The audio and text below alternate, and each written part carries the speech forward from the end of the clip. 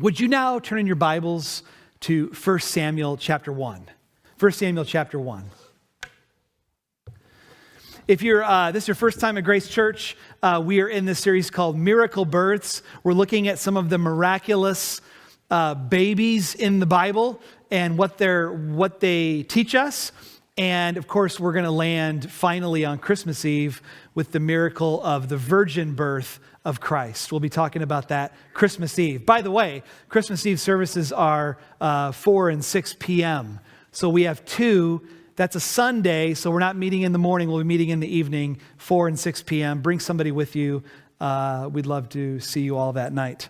So 1 Samuel chapter 1. You're in the Old Testament. You're moving through Genesis and Deuteronomy up into Samuel. And we're going to read a good portion of chapter 1. It says, "There was a certain man of Ramathaim Zophim," I practiced that a lot, "of the hill country of Ephraim, whose name was Elkanah, the son of Jeroham, son of Elihu, son of Tohu, son of Zuph, an Ephrathite. He had two wives. The name of the one was Hannah, and the name of the other, Peninnah. Peninnah had children, but Hannah had no children. Now this man used to go up year by year from his city to worship and to sacrifice to the Lord of hosts at Shiloh, where the two sons of Eli, Hophni and Phinehas, were priests of the Lord. On the day when Elkanah sacrificed, he would, excuse me, there goes my voice. He would, water. Thanks, Christy. He would give portions to Peninnah, his wife, and to all her sons and daughters. But to Hannah he gave a double portion because he loved her, though the Lord had closed her womb. And her rival used to provoke her grievously to irritate her because the Lord had closed her womb. So it went on year by year, and as often as she went up to the house of the Lord, she used to provoke her. Therefore Hannah wept and would not eat. And Elkanah, her husband, said to her, "Hannah, why do you weep? Why do you not eat? Why is your heart sad? Am I not more to you than 10 sons?" After they'd eaten and drunk in Shiloh, Hannah rose. Now Eli the priest was sitting on the seat beside the doorpost of the temple of the Lord. She was deeply distressed and prayed to the Lord and wept bitterly. She vowed a vow and said, "O Lord of hosts, if you will indeed look on the affliction of your servant and remember me, and not forget your servant, but will give to your servant a son, then I will give him to the Lord all the days of his life, and no razor shall touch his head." And she continued praying before the Lord. Eli observed her mouth. Hannah was speaking in her heart, only her lips moved, and her voice was not heard. Therefore Eli took her to be a drunken woman. And Eli said to her, "How long will you go on being drunk? Put your wine away from you." But Hannah answered, "No, my Lord, I am a woman troubled in spirit. I've drunk neither wine nor strong drink, but I've been pouring out my soul before the Lord. Do not regard your servant as a worthless woman, for all along I've been speaking out of my great anxiety and vexation." Then Eli answered, "Go in peace, and the God of Israel grant your petition that you have made to him." And she said, "Let your servant find favor in your eyes." Then the woman went her way and ate, and her face was no longer sad. They rose early in the morning, and they worshiped before the Lord, and they went back to their house at Ramah. And Elkanah knew Hannah, his wife, and the Lord remembered her. And in due time Hannah conceived and bore a son, and she called his name Samuel, for she said, "I have asked for him from the Lord." Father, I pray that as we look at this chapter in Samuel, that you would bless our time in it, that we would understand and be able to observe Hannah's distress and what she did with it, and how she went to you, the Lord, and gave all of that to you. Lord, I pray we would learn from her life, and also that we'd be filled with comfort, even as we see that you have comforted her. We pray this in Christ's name. Amen. Oh, that's good. Okay, very good. Thank you. Whenever you meet somebody for the first time, you probably introduce yourself. You might say where you work. You might say where you live. You might talk a little bit about your kids. But maybe the person that met you wants to know where you're from. And so you say, okay, well, let me tell you about that. And you might tell them about your childhood, the hometown that you grew up in, who your parents are, but probably none of you back all the way up to the moment of your conception. Probably not. It'd be a little awkward, right? Let me tell you about my mom and my dad and the night I was conceived, It's just a little bit weird about that. And yet, for miraculous births, they go back to that moment where God opened her womb and God caused a child to grow up in Hannah's womb. And for miraculous births, that's always where you have to start. And so Samuel is an extraordinary story. He is a prophet in Israel. He's going to introduce a line of kings. That's what the book of 1 Samuel and 2 Samuel is really there for, to introduce this line of kings, notably King David. Now you get in verse 1 through 3, and you see that there's a man named Elkanah, and he's a polygamist. I will say that in general, Elkanah is portrayed in a fairly positive light in the first chapter, even though he is a polygamist, and even though that is not God's plan. His plan was never for you to have multiple spouses. If you go back to the garden in Genesis, it's a singular, a man and a woman, one man, one woman. There's not this strong condemnation that one might expect of polygamy until you get to the New Testament and you see a little bit more of that. And yet we know this is not God's design. This was very cultural. This is a cultural thing to do. In fact, it implies perhaps that Elkanah has wealth, that he's able to marry 2 wives and have children with one of them. The other thing I'll say about polygamy, not only is there an issue, it is a cultural thing. It always seems like cultural takes sexual ethics and marriage and twists it and perverts it. This is the time of, probably the time of the judges, where people did what is right in their own eyes, if you read the last line of the book of Judges.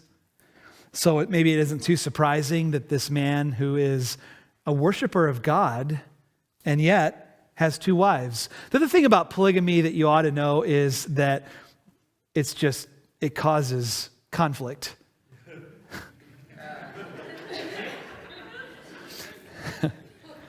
Someone has said, no man can serve 2 masters. Okay, all right, I'm sorry. I'm so sorry. In any case, on the other side of it is that whenever you read about polygamists in the Bible, you usually read about marriage discord and conflict and issues. And so it goes. If you have a different sexual ethic than the one God puts in the Bible, how's that going for you? Right? So he has 2 wives, Peninnah and Hannah. And then it says in verse 2, Peninnah had children, Hannah had no children.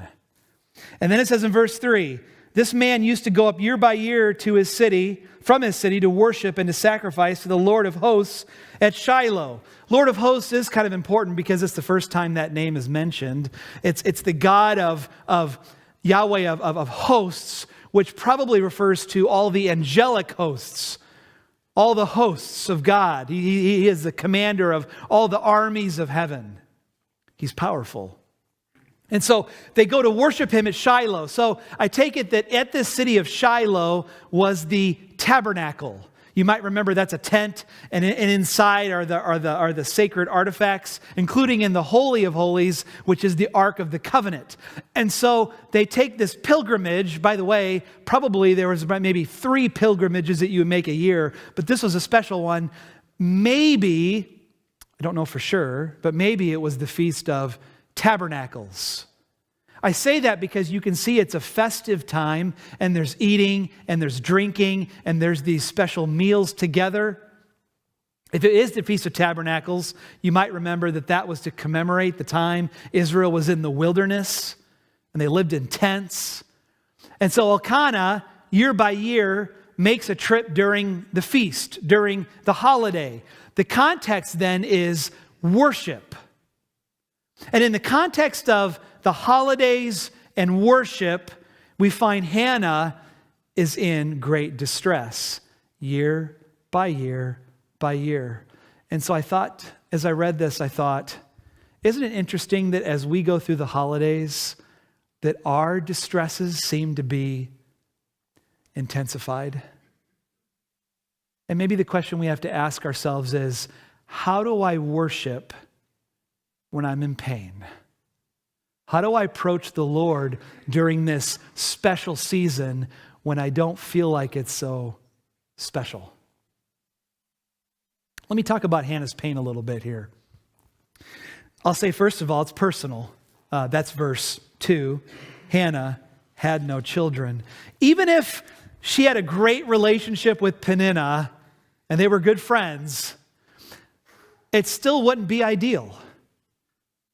In those days, to not provide an heir for your husband was a serious deal. And it caused her so much pain. She's weeping. Her pain is personal. And even if everything else was going right, this wasn't. The other thing I'll say about her pain is it's relational. If you look at verse 5, she's loved. She's loved by her husband, gives a double portion, but the Lord had closed her womb. And verse 6, and her rival used to provoke her grievously to irritate her because the Lord had closed her womb. Clearly, God has done this, but the rival is irritating her with it and kind of throwing it in her face again and again, but especially during the holiday season, during feast time, it's the worst. You can imagine them sitting at a table under a booth, eating and drinking, and Peninnah's children say, "Why doesn't Hannah have children?" And Peninnah says, "Oh, let me tell you. She's this and she's that, and God has done this or that," and just poking at her year after year after year. This is relational pain. Can anybody relate? Is there any brokenness in your relationships? Is there somebody you want to fix things with, but it can't seem to be fixed? Can I say this about relational pain? It goes right with it. It seems like seasonal. It feels the worst. I've already begun to see friends share pain on social media and describing how it is to walk through this season in brokenness. This has been going on for thousands of years. The feast days come, and it's just harder. Peninnah doesn't make it easy. And the last thing I'll say about her pain is that it's unintentional in one way. Peninnah is intentional, but her husband seems to be unintentional. Look at verse 8. So Hannah can't eat. They're sitting at the table. It's a feast day, but Hannah's not feasting. And in fact, she's crying at the dinner table. When someone weeps at the table, it makes it hard for anybody to really focus on what they're there for and what they're doing together. The pain is evident. And Elkanah, her husband, says, "Hannah, why do you weep? Why do you not eat? Why is your heart sad? Am I not more to you than 10 sons?" Well, no, actually, you're not. For all your pain, dear wife, can't I, your wonderful husband, make up for it? You can't. You can't. You know, it's a lesson all men should learn when the wife expresses her pain. Do you want me to listen or do you want me to try to fix this? And very often it's just listen. Just listen. There is a bit of insensitivity to the statement, isn't there? How do you hear it? Am I not more to you than 10 sons? Why are you crying? Something about, I know this happens everywhere, but it certainly happens in the church too. We approach people that are hurting and we want to find something to say. And so we say, "I know what you're feeling. And the reality is you don't. You don't. Even if you've been through the same kind of thing, like the same kind of circumstance, the way people are wired, we take things differently. One person weeps and another is stoic. One person thinks about it constantly each day, and one person, maybe it's a couple times a day. But no one experiences it exactly the same way. It should be something we probably retire from our phrases that we use during hard times. Oh, I know what you're feeling. Sometimes we just need to say the simple things, the loving things. I care about you. I love you. I'm praying for you. I don't know what it's like to go through that, but I'm here for you. I have a listening ear. Let's go out for coffee. I can't fix this. Sometimes it's just the simple things. But certainly when we try to say more than we should, we might cause unintentional pain as well. Personal, relational, seasonal, unintentional. How do you worship God when you're in this kind of distress? Well, I mentioned earlier, we get the first appearance in the Bible of Lord of hosts right here in 1 Samuel 1. He's an all-powerful God. He commands the armies of heaven. He can do anything, and he's about to do something. Here's the verse I was thinking of when I was thinking about Hannah. It's 1 Peter 5:7. Casting all your anxieties on him because he cares for you. That verse formed my sermon outline. I'd like to show you how Hannah does this. How does Hannah worship when she's in pain? Number one, she does cast her anxieties on the Lord. Let's take a look at it. This is verse 9. After they had eaten and drunk in Shiloh, except for Hannah, Hannah rose. Eli the priest was sitting on the seat beside the doorpost of the temple of the Lord. Some of you astute readers might say, but there is no temple yet. That's under Solomon, isn't it? What's the temple doing here? Well, I think the idea is the Ark of the Covenant is there, but they must have built a temporary structure for people to go in and worship. So this is not the temple, but it's a temporary structure. Eli's the priest. He's sitting in his seat. I don't think that means he's lazy. It just means he's in his official seat, in his official capacity. Eli the priest. She's deeply distressed in verse 10. She praises the Lord and she weeps bitterly and she vows a vow. We got to talk about the vow. This is her vow. O Lord of hosts, there it is again. Yahweh of hosts, Yahweh of armies, all-powerful God, if you will indeed look on the affliction of your servant and remember me and not forget your servant. Redundant but powerful. Remember me, don't forget me, but will give your servant a son. I will give him to the Lord all the days of his life, and no razor shall touch his head. This is a Nazirite vow. Have you heard of Samson? He's a Nazirite for life. Don't cut his hair. Don't touch dead bodies. He was dedicated to the Lord. Now, typically, if you took a Nazirite vow, it was temporary, and it was a vow of complete dedication to the Lord. Your parents didn't normally take the vow for you. You would take the vow for yourself. But here, Hannah is saying, my son's going to be a Nazirite, completely dedicated to the Lord. He's going to serve the Lord if you will just give me a son. And she vows this vow. Now, like some things in the scripture, pastorally, I don't encourage people to make vows necessarily, or even especially to make deals with God. It's not normally a wise thing to do. Now, Ecclesiastes says, don't be hasty to utter anything in your heart. God is in heaven and you are on earth, so let your words be few. But then Solomon also says, if you do vow a vow, make sure you're quick in paying it. God doesn't delight in fools, lest he might bring destruction if you don't keep the words of your vow. So clearly the biblical teaching is it's good not to make vows to the Lord. Because in your humanity or in your flesh, if you don't keep them, what will God do to you? So better not to make them. But I'll also tell you, the Bible doesn't speak ill of Hannah's vow. It doesn't say, oh, Hannah foolishly made this vow. It doesn't say that. It's kind of like Gideon. I don't recommend people put out the fleece and test God to see if He's going to come through with something. But the Bible doesn't make fun of Gideon necessarily either. It's just not the normal way we relate. Hannah vows a vow. Verse 12, she continues praying before the Lord.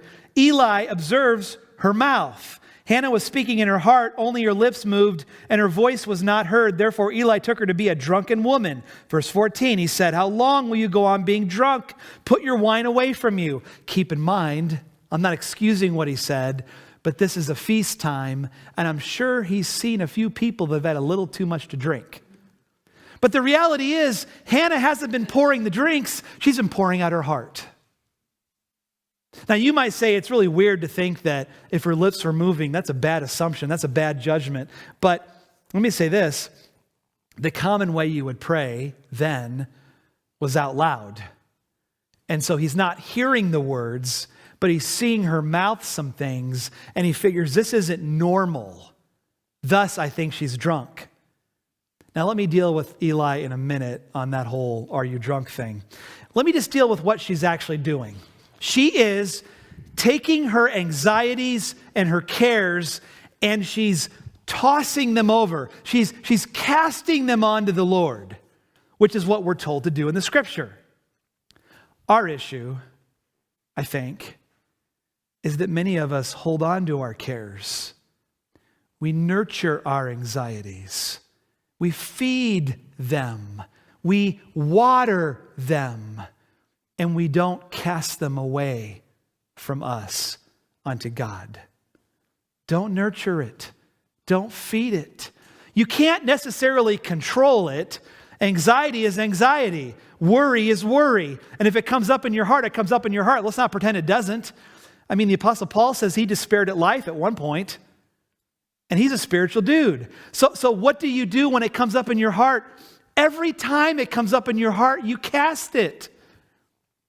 Maybe you say, if that's the case, I'm going to be doing a lot of throwing all the days of my life. And I would say, get your pitching arm ready, because you're going to be doing that a lot. It's not a one-time thing. It's what I keep doing every time the anxiety comes up. I cast it. Now, I looked this word up because when I think of casting, I think of I think baseball and the pitcher. Like, how far can I throw this thing? I looked up the word and I kind of thought I was going to find a connection in the Bible. Like, maybe it's going to be what the fishermen did in Jesus' day. They cast their nets. But I found that there was one other place with this specific word cast where it's used in the New Testament. One place, and only one place. It was Luke 19:35. You know what's in Luke 19? It's the triumphal entry of Christ into Jerusalem riding on a donkey. And what did they cast on the donkey? Their cloaks. They took off part of their clothing and they cast it onto the donkey and then said, Jesus, well, you can now sit on this donkey. You're going to ride into Jerusalem as the king. And I was like, that helps me, because it's like I'm taking off a shirt that I'm wearing. I'm taking off my jacket that I've zipped up and it's kind of confining me, and I'm throwing it on to something else. And not just anything else, I'm throwing it on to God. I'm throwing it at His feet so that He can carry it. You might need to do this over and over and over and over. Get good at it, because we always have some new anxieties that come up in our hearts. And so we keep casting it. That's the first thing she does. Watch the second thing she does. Eli says, put your wine away, woman. You're a drunkard. Hannah says, well, you're a rude pastor. I'm never coming back to this church. Rude pastors. I'm done. Hannah said, no, my Lord. Really? No, my Lord. No one calls me Lord, by the way, and you shouldn't. I am a woman troubled in spirit. I've drunk neither wine nor strong drink. Remember, that was earlier in the story. She lost her appetite and she didn't have anything for dinner. But I have been pouring out my soul before the Lord. Don't regard your servant as a worthless woman, for all along I've been speaking about my great anxiety and vexation. I'm anxious and I don't understand what's going on. Then Eli said, go in peace, and the God of Israel grant your petition as you have made to him. And she said, let your servant find favor in your eyes. What courtesy to the priest who has just mocked you and accused you of being a drunkard. I wish I had that power just to see somebody and say, have you been drinking today? Did you lie yesterday? Liar. It makes for some awkward conversations, but I don't know how often Eli did that. He just saw her and assumed something about her that was incorrect and judged her in his heart and said it out loud. I don't know, but I bet you've run into some believers that should know better that have said some really bad things to you. How do you show courtesy? Rude believers? Condescending believers? People who shouldn't talk to you that way? When they do it to me, I think, do you know you're talking to a pastor? God forbid I say it out loud. It's already in my heart. She showed courtesy to the agitators. Notice that when Peninnah provoked her, she didn't take the bait. And she didn't throw it back at her. See, here's what I want to do. I want to take all my pain and I want to form it into a brick and throw it through your window. If I could, Israelites made bricks without straw. I can make them without straw too. I make them with pain. And I use my throwing arm not to throw them at God's feet. I use it to throw it back at you. Hurting people hurt people. This is what we do. And when you're in pain, you are just a step away from hurling it back at the other person. You are so close. You're throwing it in the wrong place, friends. It belongs at God's feet, not in their face. One other thing that we do by not putting our cares in the right place, we share them to tell a bad story about the person we're in conflict with, and we gossip. I'm not throwing it at God's feet. I'm going to throw it at my friend's feet so that we can talk about it and they can think all those bad thoughts with me about that person and we can have a little gossip party. I have a solution for that. You want to hear it? If you were here for my Peacemaker series a few years ago, this will sound familiar. There's a thing called an everlasting gossip stopper. It works. It has motions, and it goes like this. Someone comes up to you and says, let me tell you about so-and-so and what they did to me. And you say, whoa, wait a minute. You need to talk to so-and-so. Whoa, wait a minute. You need to talk to so-and-so. And you point them back to the person. Can we practice? I've come up to you and I said, I got a story to tell about somebody. This person wronged me. They did these bad things to me. And then you're going to say to me, whoa, wait a minute. You need to talk to so-and-so. That's it. Everlasting gossip stopper. That's the courtesy that we show to our agitators. We deal with them and we don't share the story around.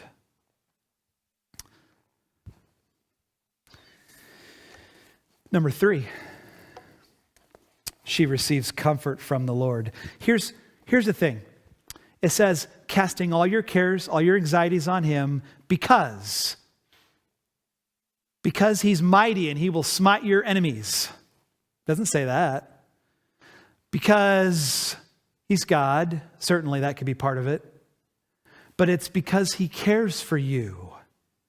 The reason I cast my anxieties, the reason I don't nurture the bitterness, the reason I don't hold on to it, the reason I don't treasure it so that it keeps me angry and motivated, the reason I don't hold it is because if I can cast it at God's feet, He will care for me. He will love me. He will comfort me. Read 2 Corinthians chapter 1. He is the God of all comfort. And so when I cast, comfort is coming. My pain meets God's providence. Some of you need to hear that. When your pain meets God's providence, you get comforted. Even if the circumstances don't change. Look at Hannah. I'm just looking at the order of things here. Verse 18, she said, "Let your servant find favor in your eyes." Then the woman went her way and ate. She hadn't done that before. And her face was no longer sad. God had not yet changed her circumstances. God had not yet opened her womb, but He opened her heart to His comfort, and she received it. Some of you are waiting and you're waiting and you're waiting. And when will God restore things? When will God act? When will God do heart surgery on that person? When will He restore us? What's He going to do? And it's like, in the meantime, let your face be no longer sad, because each day you cast your cares and you receive His comfort.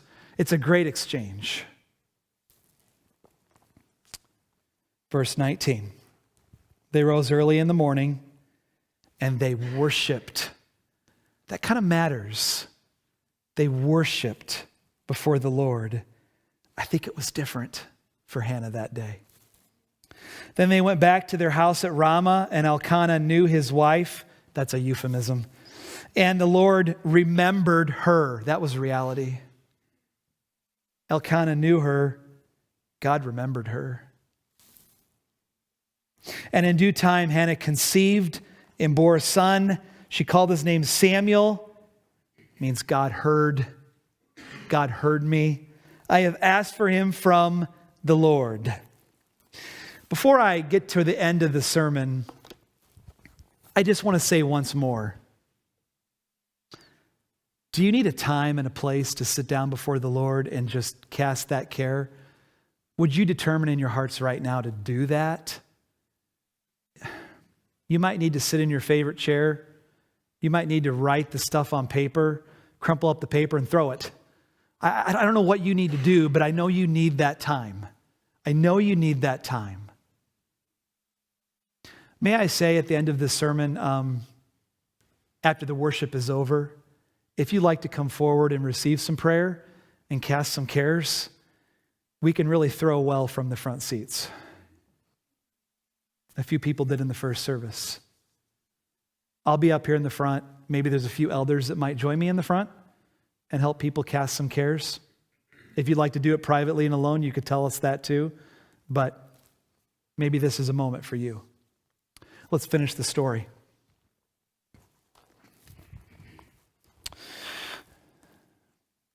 So the big question is, you vowed to give your son over to the Lord. Are you going to do it? Verse 21, the man Elkanah and all of his house went up to offer to the Lord the yearly sacrifice and to pay his vow. I think this would probably be a different vow than Hannah's vow, I'm guessing.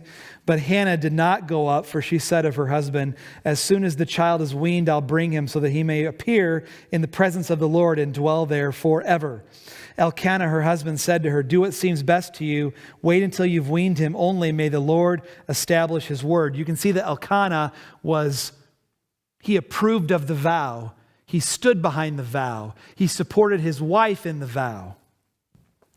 So the woman remained and nursed her son until she'd weaned him.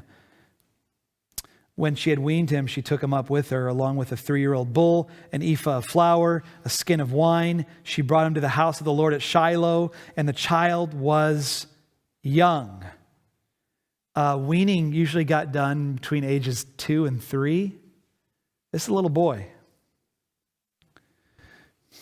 And she said, O my Lord, as you live, my Lord, I'm the woman who is standing here in your presence praying to the Lord. For this child I prayed, and the Lord granted me my petition that I made to him. Therefore I've lent him to the Lord. As long as he lives, he's lent to the Lord. And he worshiped the Lord there.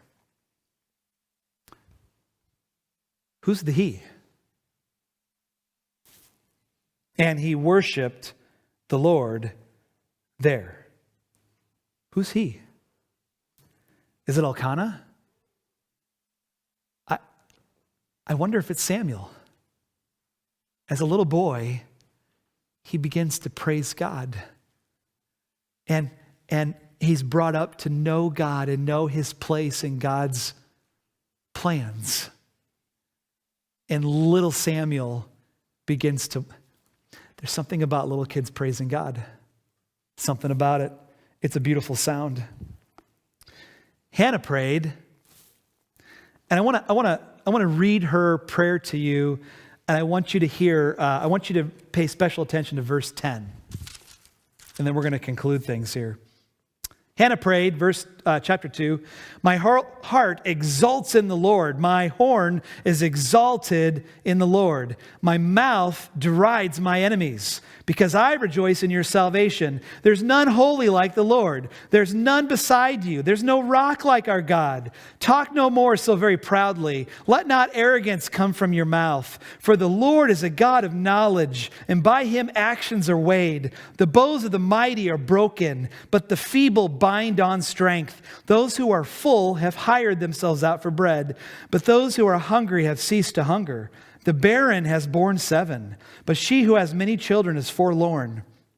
The Lord kills and brings to life. He brings down to Sheol and he raises up. The Lord makes poor and he makes rich. He brings low and he exalts. He raises up the poor from the dust. He lifts up the needy from the ash heap. He makes them sit with princes and inherit a seat of honor. For the pillars of the earth are the Lord's, and on them he has set the world. He will guard the feet of his faithful ones, but the wicked shall be cut off in darkness, for not by might shall man prevail. The adversaries of the Lord shall be broken to pieces. Against them he will thunder in heaven. The Lord will judge the ends of the earth. He will give strength to his king and exalt the horn of his anointed. I know you said, what are the horns about? The horns were the animal's strength. And God is going to strengthen his anointed and strengthen his king. And you're like, wait a minute. I thought this was about a kid getting born miraculously. Well, it is. But that kid is going to introduce a king to Israel. The first one's Saul, not a great guy. The second one is David. And in the line of kings is David's line forever. And it culminates in the birth of the anointed one, Jesus. Interesting that Hannah prays prophetically about what her son is going to start. A line of kings that will culminate in Christ the Messiah. Jesus has come. And somehow this is a Christmas story. You see? Let me pray for you. Father, I thank you for these wonderful, wonderful words that bring comfort and hope and joy. Father, I want to lift up specifically any of my friends here in my hearing or those that are online that are in a place of pain and anguish. Father, I pray this for them. I pray that their pain would meet your providence, your strength, your comfort, your care.